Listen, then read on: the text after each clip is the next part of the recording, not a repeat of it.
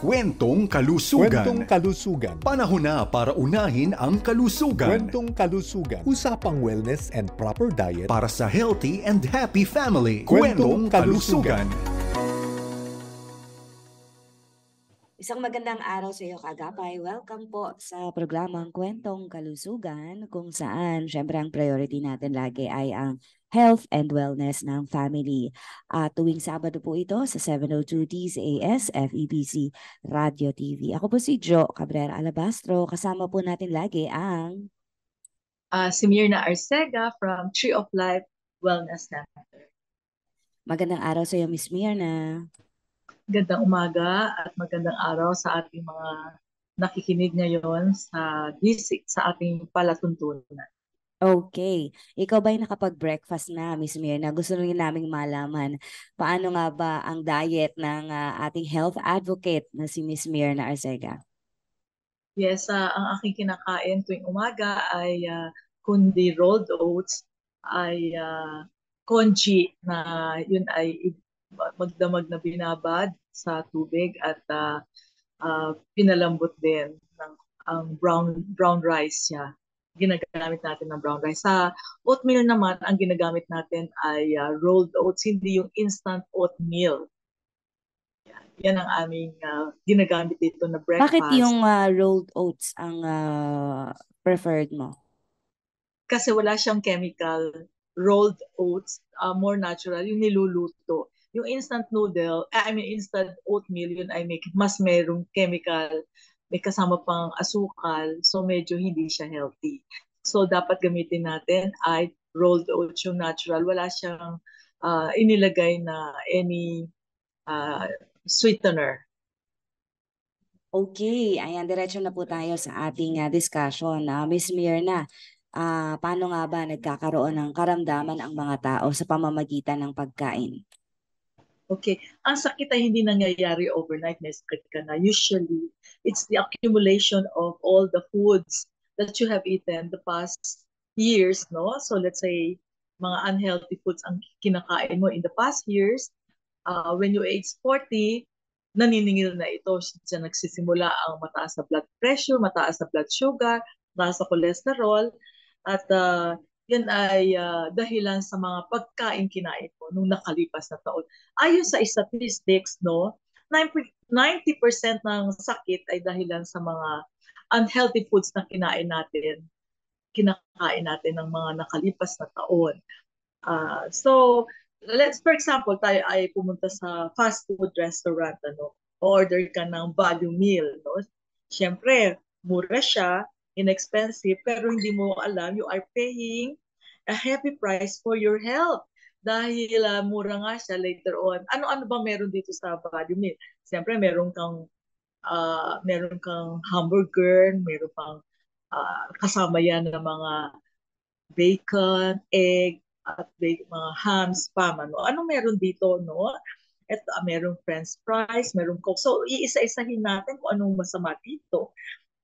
Ang meat, alam natin na yung mga processed meat tulad ng hotdog, ham, spam, ito, bacon, may mga preservative na tinatawag na sodium nitrate. Ito ay dineklara na ng Department of Health na ito ay pagkain ng cancer, processed meat. So, ito ang mga processed meat na ito ay nilalagyan ng mga harmful chemicals, sa na-mention ko, so lalagyan pa yan ng additive, food coloring, MSG, sugar, mga flavor enhancer para mapasarap yung process, yung meat, At alam mo naman ang MSG, ito most dangerous substance na ina-add mo sa iyong pagkain, mga food coloring, mga sugar is the worst food that you can ever put in your mouth kasi sugar feeds cancer. MSG and sugar, they increase your appetite, no? Your cravings for food, pero dinidecrease niya yung satisfaction. So, kain ka lang ng kain, hindi ka nasasatisfy sa yung mga kinakain. Yan ang meron dito sa mga processed meat na kinakain natin. At of course, sasamahan pa yan ng french fries. Ito ay tinatawag natin cancer fries kasi yung pa ulit-ulit na paglubog sa mantika, ay naglalabas ito na tinatawag na free radicals or yung tumataas ang kanyang acrylamide level na siyang cancer na nagiging nakakakos ng cancer. Kaya tinawag natin cancer price. At of course, ang Coke ay merong 15 tablespoon of sugar, no? Alam natin na mention ko kanina, worst food that you can ever put in your mouth. Ito ay lason, no? Akala naman natin, edi yung sugar-free na lang, no? Yung mga diet soda or sugar-free, yung pala worst din ito kasi ang end product ng mga sugar-free na produkto ay tinatawag na aspartame. Yung aspartame na yon, ang end product nito ay formaldehyde or alam natin, ang formaldehyde ay pang-embalsamo ng mga patay. So yan ang mga content na isang value meal na araw-araw kung ikaw ay kumakain dyan sa mga fast food restaurant, tanghalian, hapunan, hindi ako magtataka kung at an early age yung katulad ng kaklase ng aking mga anak at age 12 years old na heart attack na dahil kapitbahay lang nila yung mga fast food restaurant. So pag pumunta ka naman sa supermarket, naku, magbabasa ka ng mga labels, mababasa mo lahat ng mga harmful chemicals na nakalagay dun sa mga produkto na mga bibili mo tulad ng mga processed food, instant noodles, at mga canned goods. Itong canned goods na to ating masasabing cancer pack in a can. Ano-anong meron nito? Mababasa mo yung mga FDMC, red dye, BHA, sodium benzoate, diacetyl, polysorbate, ATIC, potassium bromate.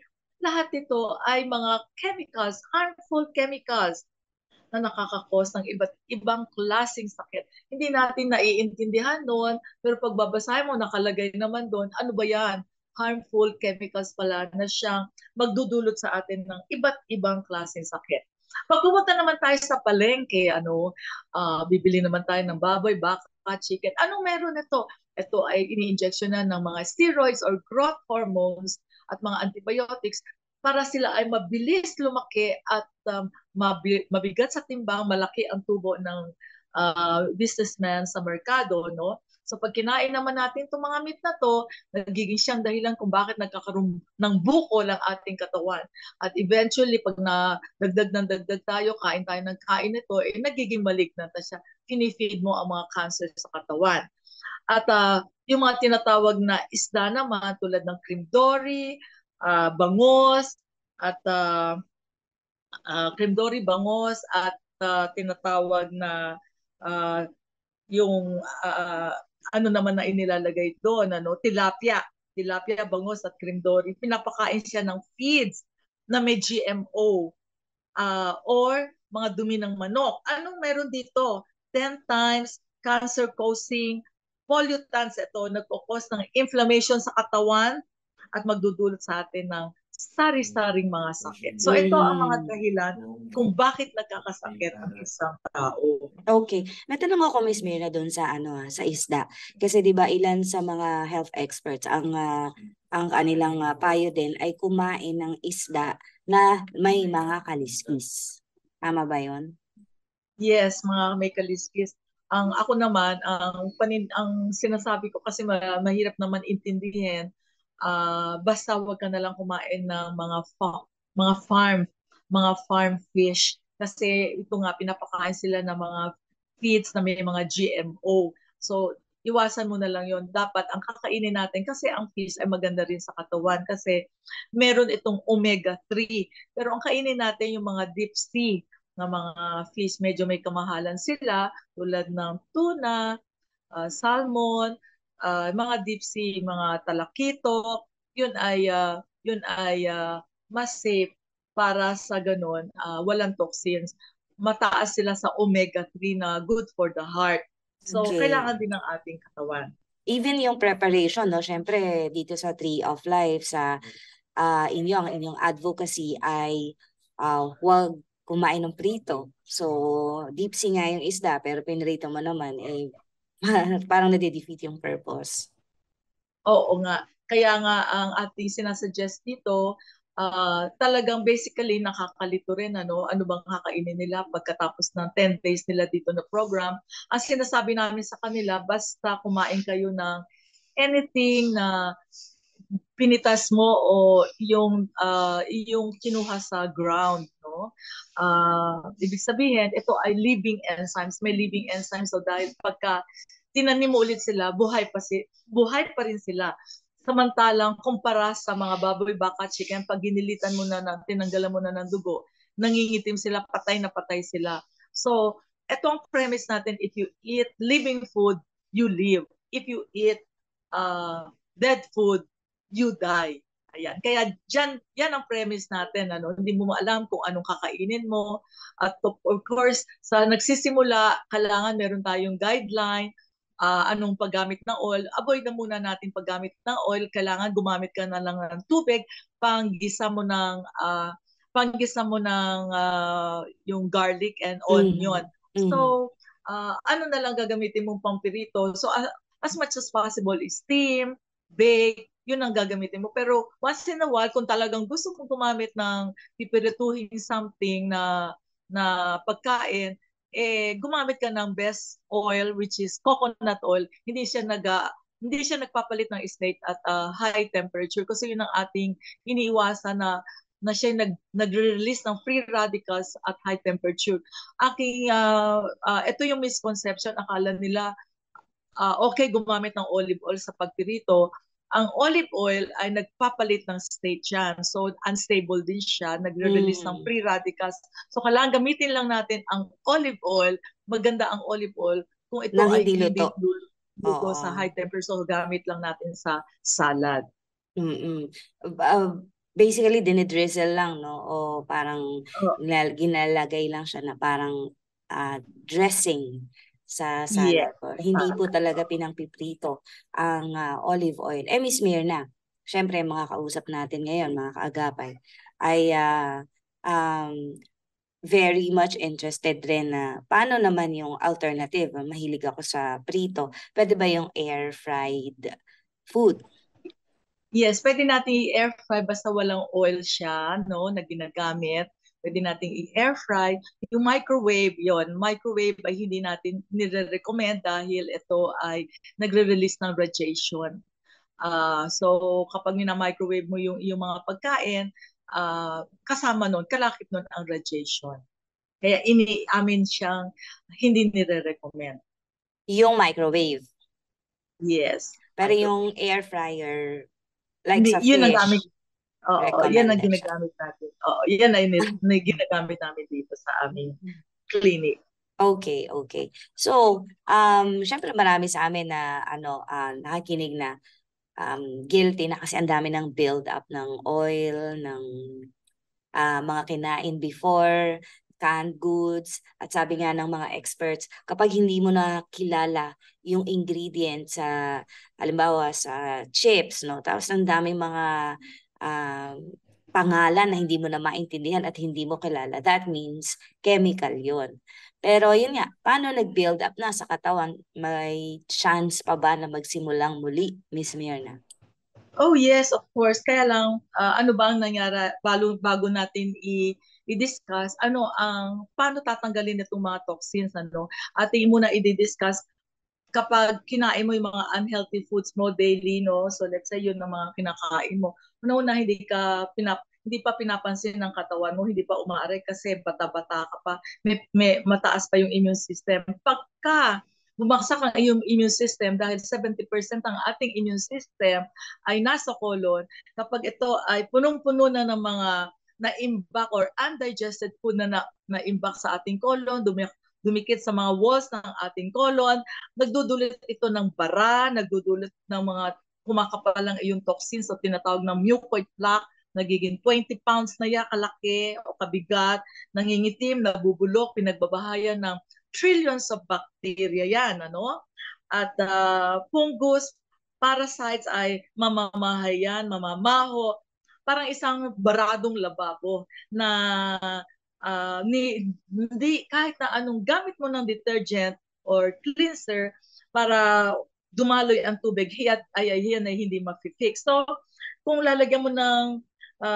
unless na yan ay tanggalin mo lahat ng yan at i-fix mo yung lababo mo, doon lang dadalo yung tubig. Ganon din sa ating katawan. Kailangan i-fix mo tanggalin mo lahat ang toxic overload sa iyong colon, mga acids sa iyong colon. Para sa ganon, wala nang babara, wala nang lalasong sa katawan mo. Kasi kung hindi, para ka isang walking time bomb. Mag-explode ito into a very dreadful disease anytime, any day. So unti-unti kang nilalason at mamaya isang malubhang sakit na wala nang kalunasan. So ang tanong mo ay meron pa bang chance na malinis ito?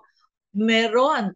Of course, dito sa amin sa Tree of Life, meron tayong tinatawag na isang machine na tinatawag ay hydrocolonics. Siya ay parang labatiba. Ini-insertan mo ng ang nozzle, ang iyong anus, no? At meron siyang water na ipapasok, water in, at ilalabas niya naman after na ikaw ay feeling full, no? Ilalabas mo yun. So lalabas diyan lahat ng mga lason, lahat ng basura sa katawan, lahat ng acid sa katawan, lahat ng mga tatanggalin niya lahat ng mga toxins na nakadikit sa walls na hindi natatanggal yan sa normal bowel movement, ano? Ayan ay tinatanggal niya lahat ng mga chemicals, lahat ng nakaimbak dyan ay kanyang ipa-flush out through water pressure. At of course, kasi pag hindi mo yan finas, yung mga toxins na yan at pinalabas, parang isang labatiba na nilinis mo yung entire colon, ay pag hindi mo yan finas, para kang may isang pool na hindi mo nililinis, para na swampy na yan, pagbabahayan ng trillions of bacteria yan, ano? At magkakaroon ka ng multi-organ failure. So, pero pag tinanggal mo yung mga toxins na yan, mga bacteria, acid sa iyong colon, para kang imaginein mo ang itong wrist mo na tinatawag, itong kamaong mo, iyong sakali ng iyong kaliwang kamay, yung kanang kamay mo, sakali mo ng kaliwang kamay ang iyong wrist, no? Okay. Maya-maya makikita mo, mangingitim yan. Mhm. Kasi walang oxygen flow. Wala yan dugong dumadaloy kasi nakasakal, no oxygen supply. Mhm. So balik tanggalin mo ang pagkakasakal ng iyong kamay. Instantly, bumabalik Mag-flow ang ang dugo. kulay niya. So parang ganun yung Kasi, perspective ng hydrocolonics. yes, tinatanggal niya ang mga bara, ang mga asido, ang mga lason, ang mga basura sa iyong colon upang sa ganon ay magkaroon ng multi-organ restoration, no? Multi-organ, okay. Miss Yes, Mirna, para ma-restore, no, kumbaga, yung state na makabawi mula sa madaming chemicals na load sa katawan, ilang sessions ng hydrocolonics ang kakailanganin? kasi meron tayong 6 stages ng ating colon, ascending, transverse, descending, 6 yun na stages. So 6 na beses in 10 days. Ikaw ay usually in 10 days, it takes 10 days for our body to heal by itself, natural healing. We have natural healing. Capable ang ating body mag-heal by itself nang walang mga gamutan, no? So yan ang aming premise dito, na within 10 days na paglilinis, 6 times kang pupunta rito. Ang premise natin with a clean colon, no? Within 10 days, 6 times kang nagpalinis ng iyong colon dito through hydrocolonics. All metabolic diseases, ano man ang dinaramdam mo, high blood pressure, hypertension, high blood sugar, high cholesterol, all these things will be resolved. It will go away the natural way. So, ang susi sa kagalingan ay isang malinis na colon. Okay. Miss Mirna, may tanong po tayo dito. Yung kaibigan ko ay ayaw yung magpa-check up, pero yung kanyang left breast ay may sugat at mayroong hindi maampat na pagdurugo. Kaya lang ayaw niyang magpagamot at ayaw rin niyang magpakonsulta. Ano ang pwede kong maging advice sa kanya? Dito kasi, sa pagkaganyan, ang may tinatawag na weeping wound, hindi ko siya tinatakot, meron na siyang sign na merong breast cancer. Kasi yun ang simptomas ng isang breast cancer. So, wag nating i-deny na may sakit tayo. Kailangan, at an early stage ng breast cancer, 90% ang tsansa na gumaling ka sa iyong sakit. So punta lang kayo dito sa amin klinika upang sa ganun ay malapatan natin yan. Lilinisin ang iyong colon, bibigyan ka ng vitamin C drip, multivitamin C para maboost ang iyong immune system para labanan ang cancer. At pagkatapos, lilinisin ang iyong entire colon para matanggal ang mga basura, mga lason na nagkukos ng cancer. At ikaw ay bibigyan ng juicing therapy para i-nourish ang cell mo, i-regenerate. At in 1 hour time, ma-flush lahat ang toxins. Yun ang ating ginagawa rito para in 10 days magkaroon ka ng improvement. Yung sugat mo that doesn't heal ay dito yan ay unti-unting gagaling. Okay. Doon po sa mga interesado, Ms. Mirna, saan po kayo matatagpuan at ano po ang inyong contact details? And if ever po, lalo na sa mga kaagapay po natin na very limited ang budget, meron po ba tayong special price na binibigay para sa kanila?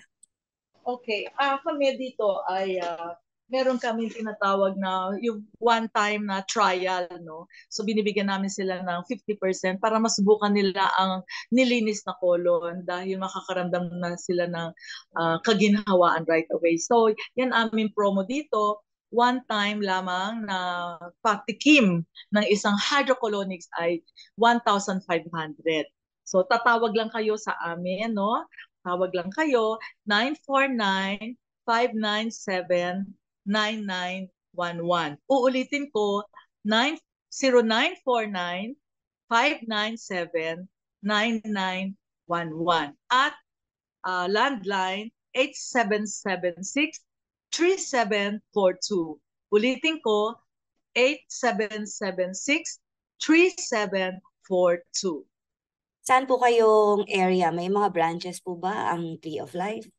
Dito lang kami sa Merville, 103 Washington Street, Merville Park, Parañaque City. Dito lang kami, wala pa kaming branch, pero hopefully magkakaroon na kami ng branch sa balang araw.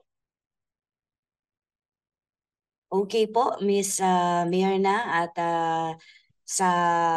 very limited lang talagang ating oras tuwing Sabado, pero punong-puno naman po ito ng discussion patungkol sa pangkalusugan. At nawa mga kaagapay ay sa inyong patuloy na pakikinig sa programang Kwentong Kalusugan ay na-orient kayo kung paano ninyo alagaan ang inyong sarili. Hindi lang yung sarili ninyo, kundi ang wellness at ang pangkalusugang kalagayan ng inyong pamilya. At dito na po nagtatapos ang programang Kwentong Kalusugan. Kami po ang inyong nakasama dito po sa 702 DZAS, FEBC Radio TV, Jo Cabrera Alabastro. At Mirna Arcega from Tree of Life Wellness Center. Hanggang sa susunod po na episode ng programang ito at maging malusog po kayo sa buong linggo. God bless you! Kwentong Kalusugan. Kwentong Kalusugan. Panahon na para unahin ang kalusugan. Kwentong Kalusugan. Usapang wellness and proper diet para sa healthy and happy family. Kwentong Kalusugan.